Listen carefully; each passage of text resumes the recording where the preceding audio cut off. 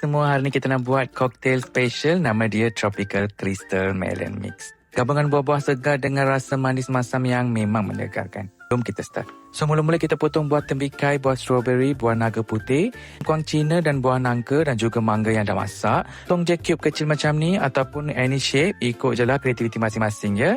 Terus kita masukkan buah tembikai, lepas tu followed by strawberry, mangga, yang diiris, buah naga putih dan sengkuang Cina.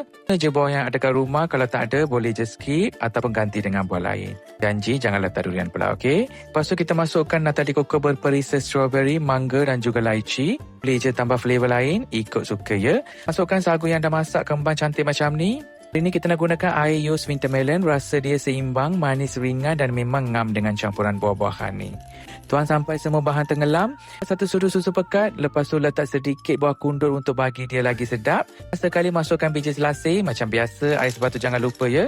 Cas semua bahan sepati. Serious, yang ni memang you guys kena try. Combination mixed fruit masam manis dengan air Yos buah kundur ni memang next level. Budak-budak confirm suka, tetamu datang pun mesti teruja. Jangan lupa try resepi ini. Selamat mencuba.